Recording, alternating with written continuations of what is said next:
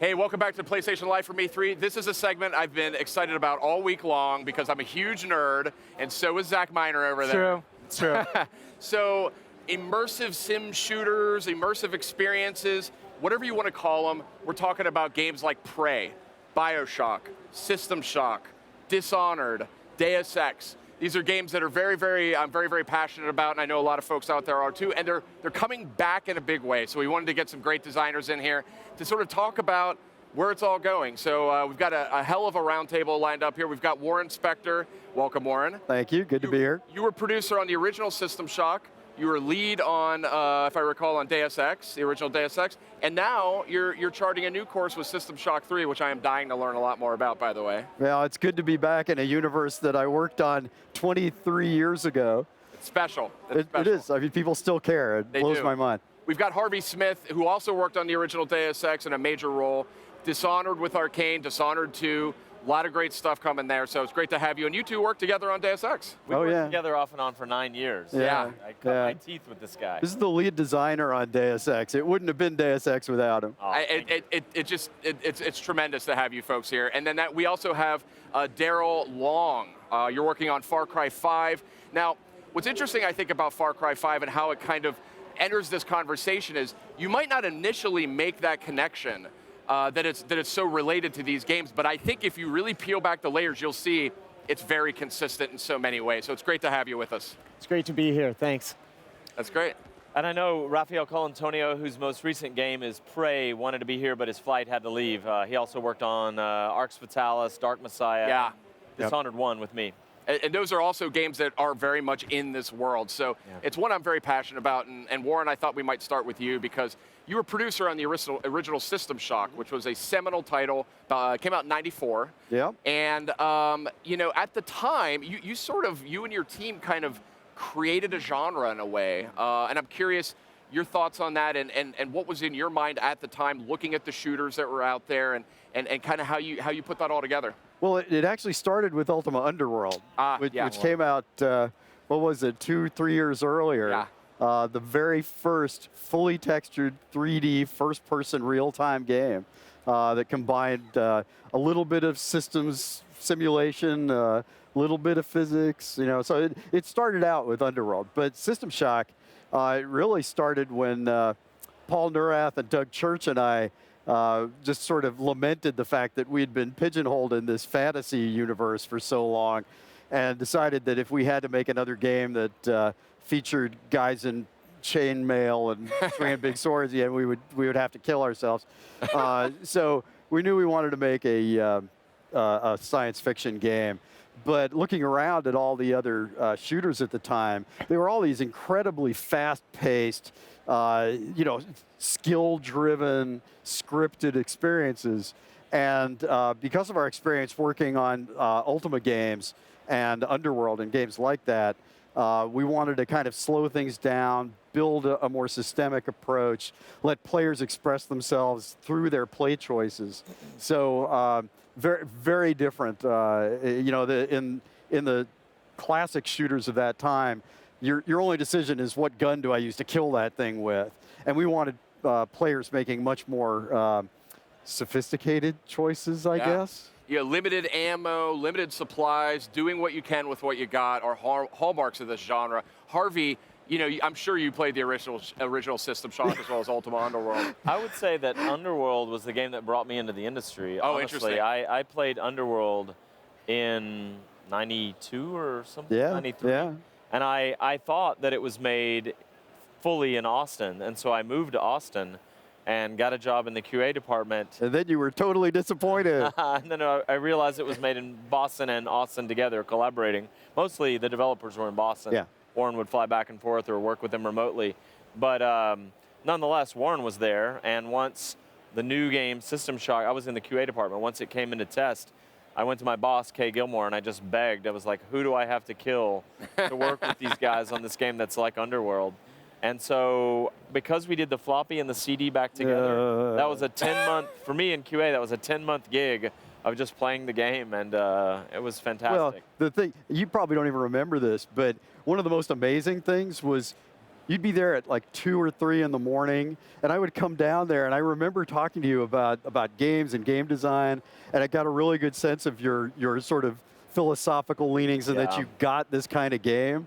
And that's one of the reasons why I wanted to work with you so much and wanted to yank you out of QA as quick as I could. Yeah, when we would sit and, I mean, I'm all about quality of life when possible, but like, man, I was burning to work on these kinds of games, so we both worked a lot of hours.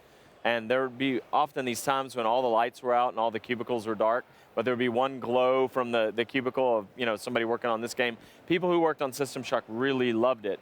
And we would sit for long periods of time and talk and just come to some sort of sympathetic understanding of what is making this game so special, because these games do feel special. They get into your blood in a way, you know? Exactly. You realize with every game you make, you're building on it, you're learning. And I mean, you talked before about doing a post-mortem long after the game was actually finished. I mean, but we're always looking back and reflecting on what we created and realizing that there are different ways that we can bind these things together and different ways we can give player opportunities and constantly expanding the opportunities we're giving our players so they can express themselves. Yeah, I like that expression remark, because I think that's also a hallmark of these titles. And we have almost like a spectrum here with you folks. Like Far Cry, especially Far Cry 5, which looks insane. It takes some of the basics of this formula, but it blows it up at a scope and a scale that we haven't seen. So it's a huge open world. There's vehicles, there's characters, there's all this stuff. But there's an immense ability to express yourself in the way that you play the game. So I thought that might be interesting to talk about. Yeah, when we were beginning the project and we were looking at, okay, what can we do that's going to make Far Cry 5 really push the boundaries of what Far Cry is? We said, okay, the DNA of Far Cry is an outpost. You know, that you go to the outpost, you can attack it from any angle. It's 360 degrees, and you choose whether you're going to do long-range stealth or go in full-on Rambo assault. And then we said, how can we take that idea and extend it to the entire game? We really wanted to give players the opportunity to go into the world in any direction from the beginning of the game and decide how they're going to push forward the story themselves.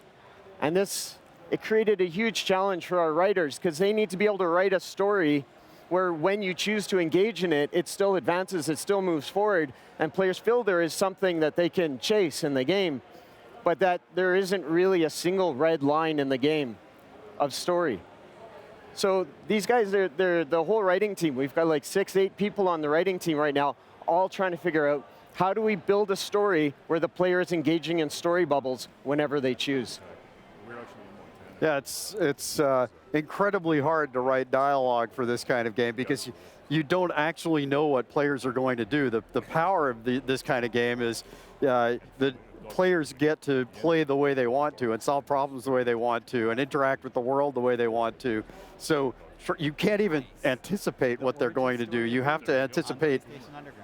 Well, it's impossible. You just can't do it. I mean, you were talking earlier about a conversation that was only going to affect, one person out of a million, Yeah, we saw people tweeting about a conversation in Deus Ex 1 where you help a woman whose cats are being killed by these monsters called greasels. And if the guy, for the first time in all these years, backtracked through a bunch of radioactive waste to get back to her, and she has a follow-up conversation, which he never realized she had, and just a level of detail. When you start trying to simulate the way people would react, that's where you run into problems. I mean, famously, we've talked about the example in Deus Ex 1 where we had this device called a LAM that was like a proximity mine. You could either throw like a grenade or attach to the wall, and it was a physical object that stuck out a short distance on the wall, and because you could attach one, you could hop up onto it and attach another one and hop up onto it, reach down, pick up the first one. You could just keep placing them and climb, and that's fine, that's cool, that's some sort of emergent thing we didn't anticipate. It allowed the players to escape the world or climb walls. But if you imagine a human ally standing around, like, what are you doing? Come on, let's go, as we often do in games now, what would he say to that? We never anticipated it. He wouldn't have lines to that. Are you climbing the wall using magnetic mines that you've attached to the brick? Like, what's going on? How do magnetic mines attach to the brick, by the way? I mean, like, we'd have to write this exploding permutations of conversation. We just couldn't do it. And you would spend the rest of your life working on that game. Exactly. Yep. Yeah. I mean, the classic example in the original Deus Ex is using the AUG to boost your strength. really high up, grabbing couches, stacking them, jumping over places into places you're not supposed to go. But that's so much of the fun, you know?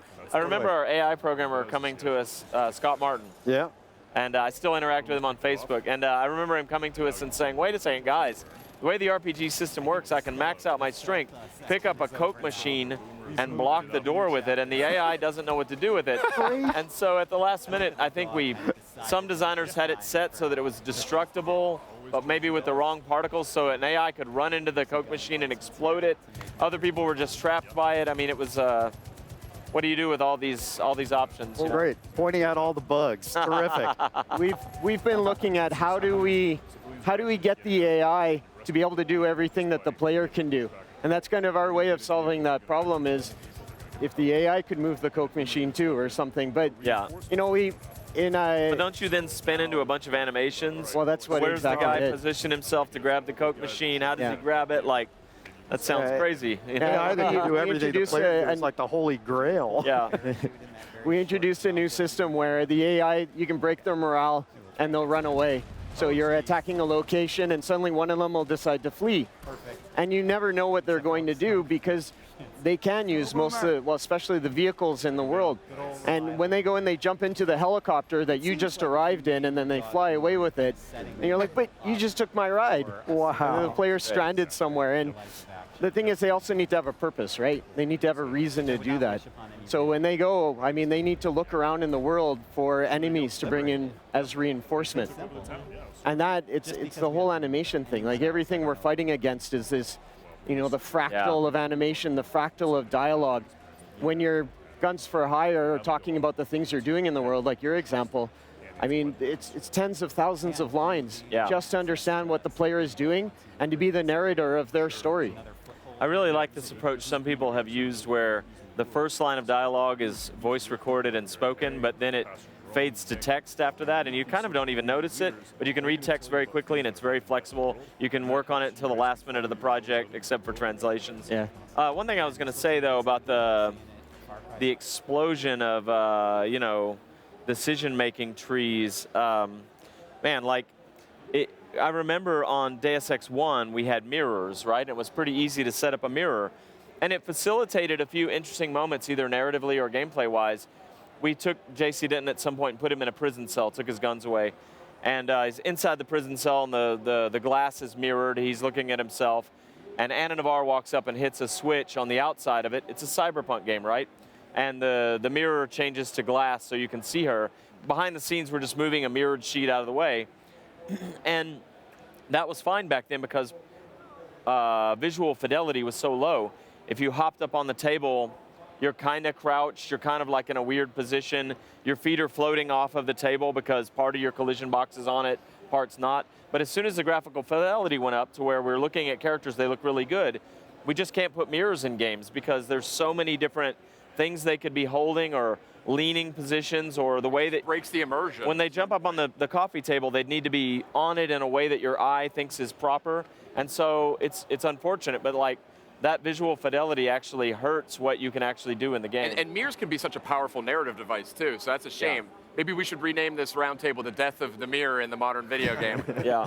Now Warren, what I think is really interesting about this is you've been on an adventure for the last 5 to 10 years. You've been working with Disney and doing some stuff with Disney, great games. But what lured you back into this genre with System Shock 3? I find that very interesting. Well, it's kind of a long story, which I'll try and sum up as briefly as possible. After Junction Point shut down, I decided I needed some different challenges, different things to do. So I went into teaching. I built a game development program at the University of Texas and did that for 3 years. I mean, I would take that class in a heartbeat. Well, I think we did right by our students. Great. They all have jobs anyway. But about midway through that, I sort of looked in the mirror and said to myself, wow, teaching is great, the students are great, but I've got to make something.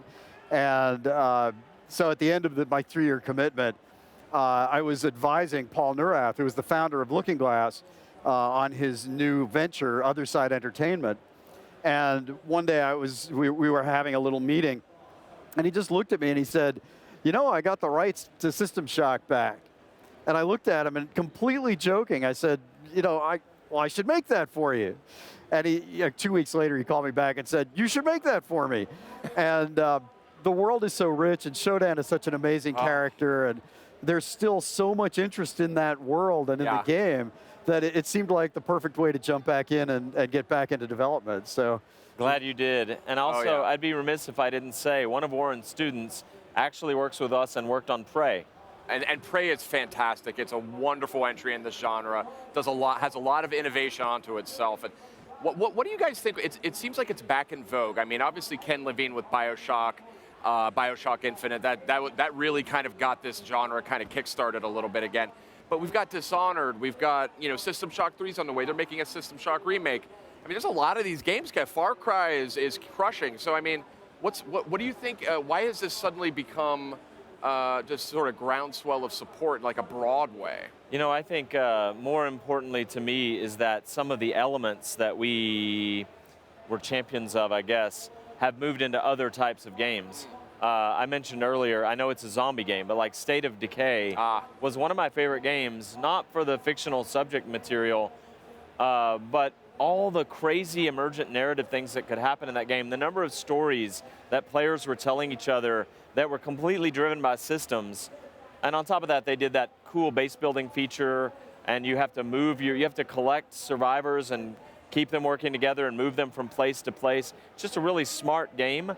And I see in it many of the elements that when Looking Glass was doing them, they were not in most games. Even Origin, some of the Ultima games had those features. That's what I was going to say was, this style of game really came into its own at Origin and Looking Glass long time ago. And there came a point where Looking Glass shut down, and there were many tears shed that day.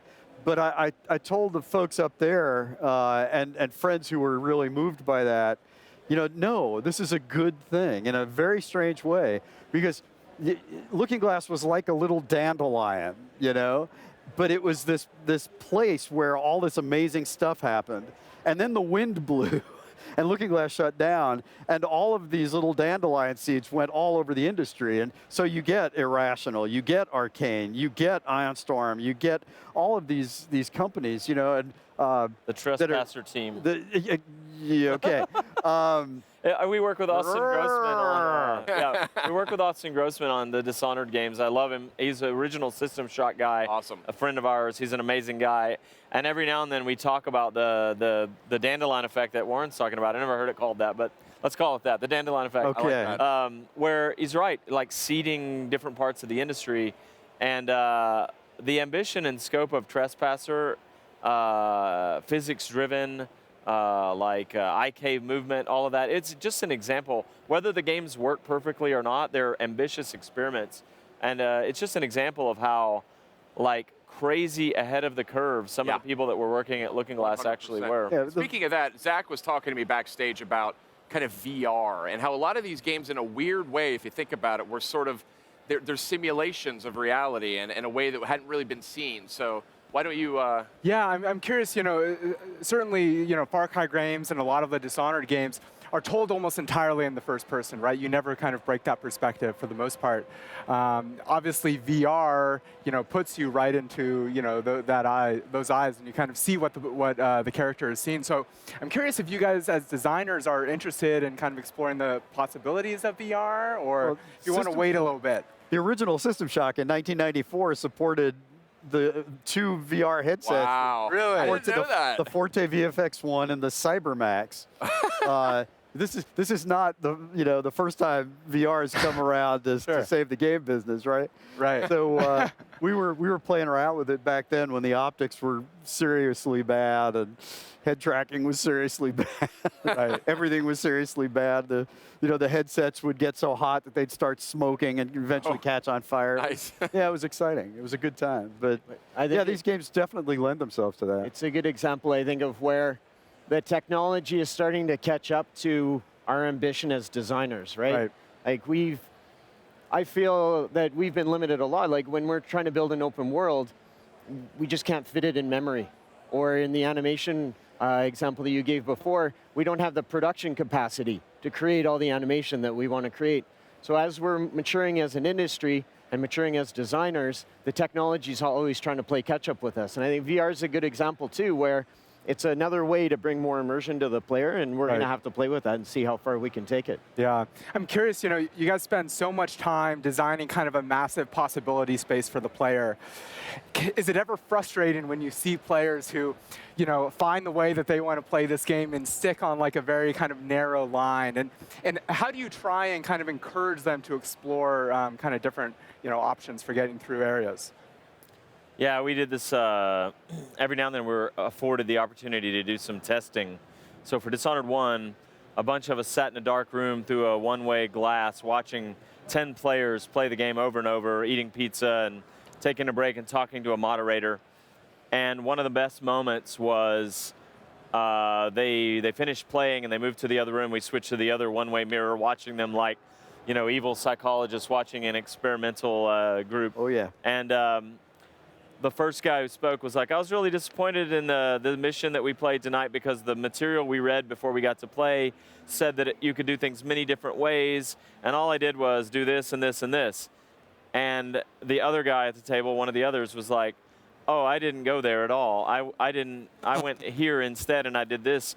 And a third person at the table, she raised her hand and she was like, I didn't kill the guy at all. I found another way to get rid of him. And we were just like, yes. Yeah. But that points to a problem because like those guys in one single playthrough, even though it's a nonlinear space, those guys did not realize that there were many different possibilities. They were playing on a line because most video games had trained them to do that. Right. Now games are more and more open and more systems driven.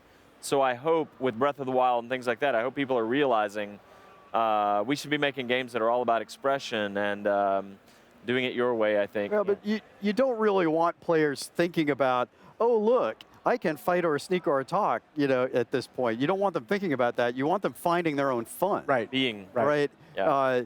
You want their play style to matter. I mean, that's kind of the two-word summary of what I do for a living. Play style matters.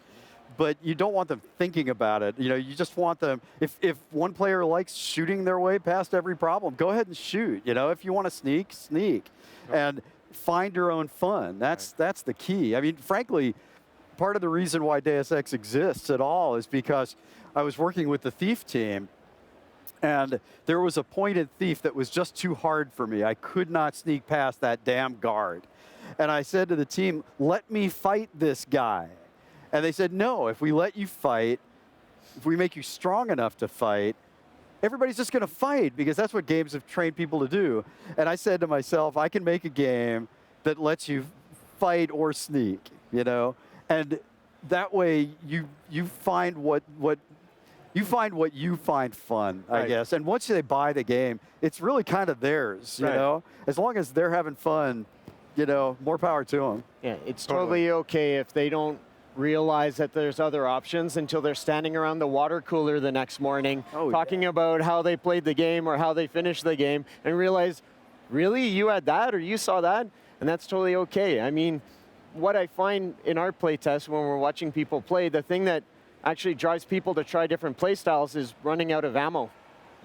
It's when they realize. I mean, even way back in the day, the first time I heard the word resource economy, I think, was probably in the test pool for System Shock. And, people would come in, they were familiar with Wolfenstein or Doom, great games, but they would say, hey, why do I only have 5 shots for the EMP rifle? I want more. But if you had more, you would be able to just blow everybody away. You'd never have to hack or whatever, So, yeah, it's a really good point. That's one way to constrain people.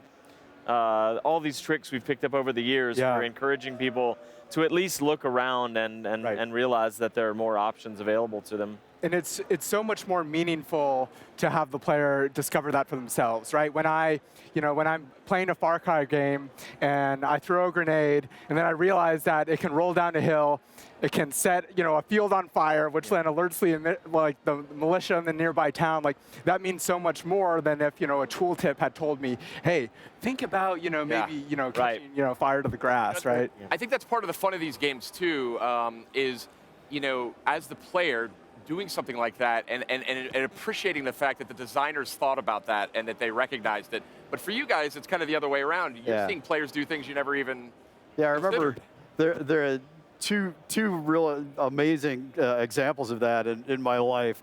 One was on Ultima 6, actually, before Underworld even came out, or System Shock. I was watching a tester, a guy named Mark Shafkin. He was in a spot where he was on one side of a portcullis, and there was a lever that you had to flip to raise the portcullis, which meant you needed the telekinesis spell. And he didn't have the telekinesis spell at that point. So I was watching him going, oh, you're toast. You're not getting through there.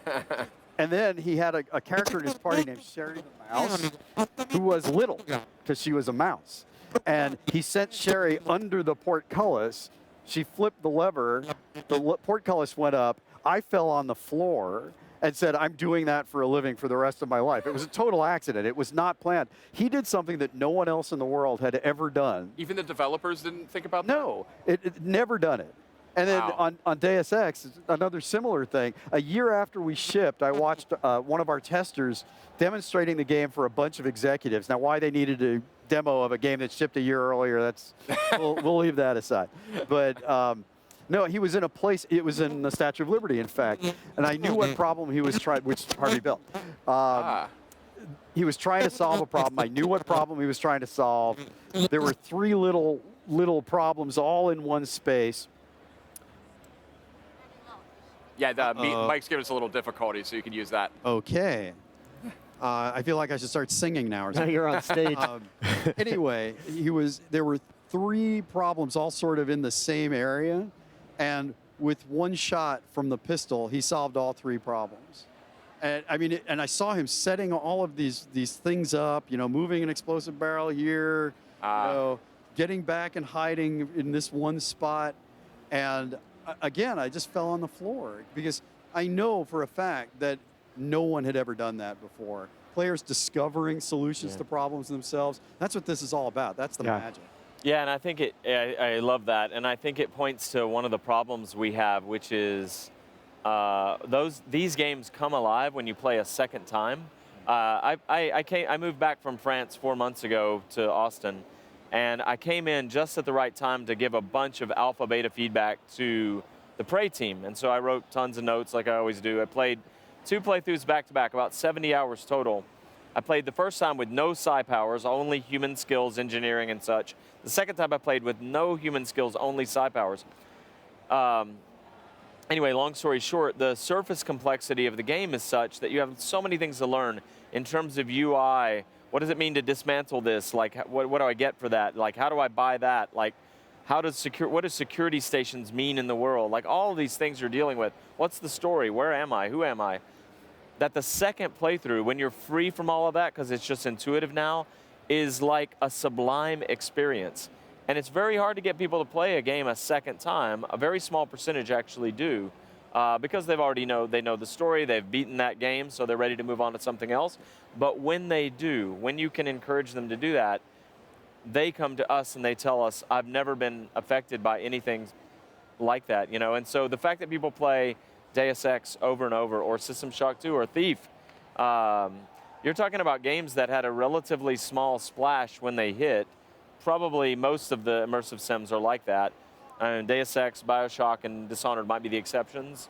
But you're talking about games that have had way disproportionate influence because people in the know, game designers, play them over and over, and they have these magical experiences that they just keep talking about, you know. Yeah, the challenge for us is getting the player into the mastery zone as quick as possible, right? Yeah. To the point where they're comfortable with all the systems. And now we have so many systems or so many gadgets or so many tools in the game that players, they do sometimes, back to your point earlier, they tend to isolate themselves and start using the same tool again and again. Yeah. And the magic comes when they start to intersect all the systems together. And we need to push them. We need to find ways to push them and expose those systems as quickly as possible without overwhelming them with choice. The interesting thing is we think of games as, you know, the interactive medium, and yet most games have trained people not to think. Yeah. You know, there's sort of this illusion of interactivity, and obviously what we do is a lot of smoke and mirrors, but I think we're, in this style of game, we're at least pushing the boundaries a little bit and asking players to think, which is probably part of the reason why they haven't sold as well as some other games. You know, the truth that dare not be spoken is that games are work. And it may be that our games are a little bit more work than some other simpler games. It's really refreshing to see people playing Breath of the Wild and experimenting. Like, hey, I don't have the thing that I need to get in there yet, but what if I tried this? It's really nice.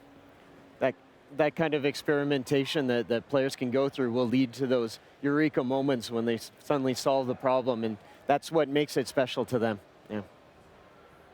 Now, where do we think this genre or these mechanics and these elements, what do you think the next frontier is for them? You know, when I heard that we were doing this, by the way, I didn't know we were doing this till yesterday.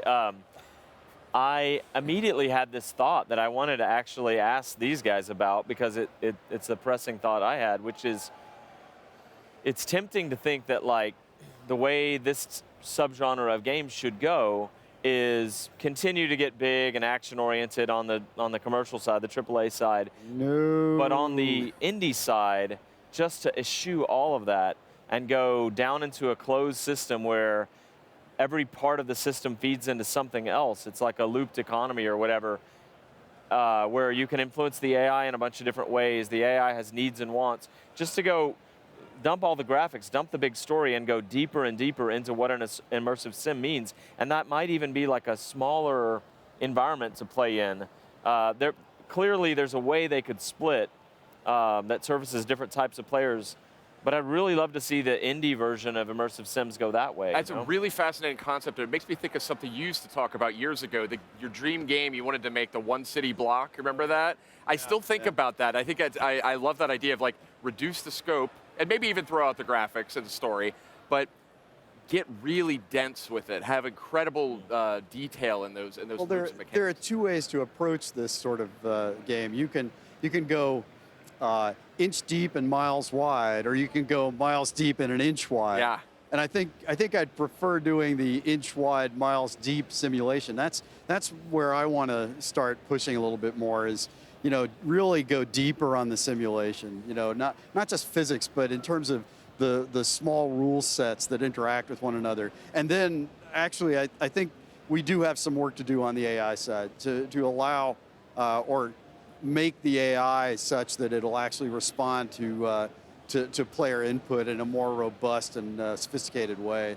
So those are the two things I'd like to push, but not the one-block role-playing game. I don't think anybody's crazy enough to give me the money to do that. I love that idea. I do too, but no one's crazy enough to give me the money. Because you would really get to know that one block. You would get to know it like the back of your hand, and that's a powerful concept. That is true. Tell the folks here at E3 that there's someone out there who wants the money to make that. Fund that game, folks. Fund that game. Daryl, from your perspective, you're obviously, you have in terms of scope and scale and action quotient, I think it's safe to say that Far Cry 5 is going to be at the top of the pecking order. But from your perspective, looking at just all these systems working together, this style of game, where do you see it going? I think the frontier will be AI. I completely agree. Like, AI is a big buzzword right now. People are talking about using the cloud for AI and things like that. So the AI will always be limited by its ability to express itself in the game, whether it's through animation or dialogue. And it's up to us to figure out, okay, how do we can make AI that are smart enough to do incredible things, but then we don't have maybe the memory on the machine, or we don't have the ability for that AI to actually show it. So I think finding ways to sort of outsource or crowdsource the way the AI works so that they can challenge the player in new ways. I mean, an AI companion, we've all tried that, right? We've all tried to put an AI companion in the game. So how can we make it so that AI companion actually does act as the one who, especially in a first-person game where maybe you don't talk inside the game, how does the AI companion talk for you so that you see your effect on the world? What strikes me, too, is that subject matter might be another area of, and theme might be another area of innovation, another frontier. I mean, Far Cry 5, I think, is tackling some very interesting issues. I'd be very curious to see how you guys do that. But, I was playing the original Deus Ex recently, and it struck me, first of all, the game is just riddled with this conspiracy theory stuff that came about because of, Y2K and all of that at the time. But the game's also a lot funnier than I remember. It has a really good sense of humor about itself. I mean, even System Shock, it's about man and machine and just interesting themes, and I think those are frankly integral. The system stuff is wonderful too, but I think it's the themes as well that really help drive this. Yeah, we spent a lot of time with the Dishonored games. I mean, it's been the last 8 years of my life exclusively working on Dishonored stuff, which is now coming to a close with the death of the Outsider. But we spent a lot of time talking about abuse of power as a theme, layered in many different ways. In our game, some people live behind a dumpster in an alley, and other people live in a aristocratic apartment with gold-plated bathrooms. Some people can afford elixir for the plague. All their friends get the rich people get the elixir. Nobody else does. Everybody else dies of the plague. Supernatural powers concentrated in one person's hand. Do they abuse it or do they protect the vulnerable with it? Those themes in many different ways are worked through the Dishonored games, and so at least we were thinking about it.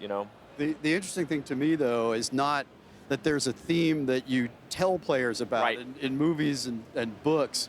What you get is the author, the director, whoever saying, here's what I think about this subject.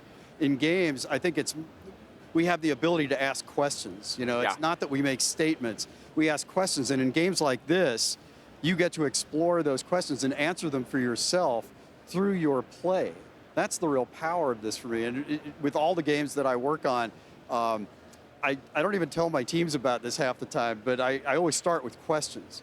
Like on Deus Ex, what would happen if you threw a guy who believes in black and white and good and evil into a world that's all shades of gray?